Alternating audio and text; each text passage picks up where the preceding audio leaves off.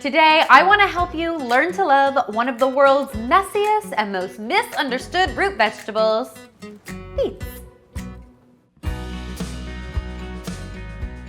These beautiful, bountiful, ruby red roots pack a ton of nutrients and a whole lot of antioxidant power. But the truth is, a lot of people claim they taste like dirt. Today on Learn to Love, I want to help you appreciate the earthy flavor of beets by showing you how to prepare them 3 delicious ways. I'm going to show you my roasted beet hummus, an amazing beet salad with quinoa and walnuts, and finally, my roasted beet risotto that I am sure you will absolutely love. Let's get started by roasting our beets. I think one of the biggest deterrents to cooking with beets is the big mess they leave behind after peeling them. And one of the best ways to avoid that mess is by roasting them with the skin on. When you roast them with the skin on, it makes the skin really easy to remove, and that results in a less mess, which is good for everyone. So we're gonna start by removing the greens from our beets, but you don't wanna throw them away. Beet greens are full of nutrients, and there are lots of yummy ways to eat them. We could tackle those in a whole other video. We are going to trim our beets on both ends, and then we are going to rub them with a little bit of olive oil. This is to prevent them from sticking to our foil. All we're going to do is wrap each of our beets in a little foil packet, put them on a baking sheet, and then put them in the oven at 400 degrees Fahrenheit for at least an hour. You'll know they're ready when you can stick a knife in and it comes out easily.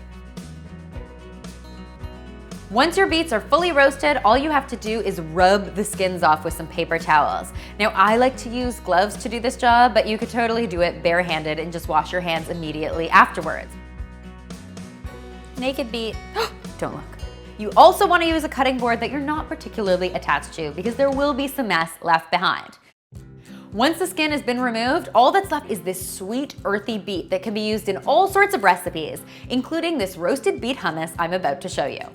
So in my food processor, I have some chickpeas standing by, and to that, I'm going to add the zest and juice of 1 lemon. I'm also going to add a scoop of tahini and some minced garlic. We're gonna season it with some salt and pepper and then add our roasted beets. We're gonna put our lid on and then pulse this while adding our olive oil. Now, you wanna add your olive oil until you've got a nice, smooth consistency in your food processor. You may have to scrape down the sides a few times, but that's no big deal. What you end up with is this unbelievably flavored, fuchsia-colored dip that is great served with fresh veggies or some pita. How amazing does this stuff look? Next up, I want to show you one of my all-time favorite beet salads, and this really couldn't be simpler to put together. I'm just going to start by making a really simple vinaigrette for them. So I'm combining some olive oil with some white wine vinegar, some Dijon mustard, a good drizzling of honey. Beets enjoy a little sweetness. And finally, we'll just finish that off with some salt and some pepper. I'm gonna shake this all up in a mason jar and set it aside. Then I'm going to assemble my salad. So it all starts with some arugula, and then I've got some cooked quinoa on top. To that, I'm going to add my roasted beets, some toasted walnuts, and some beautiful tangy goat cheese. We're gonna finish this off with our white wine vinaigrette, and there you have it, an incredible salad for either lunch or dinner. What could be more delicious? Finally, I am excited to share my recipe for my roasted beet risotto. Now, it does need to be said, risotto is quite a labor of love. It's time consuming and energy consuming, but the flavor is totally worth each and every minute you put into it. So on my stove, I've got some oil heating up in my frying pan, and to that, I'm going to add a small diced onion.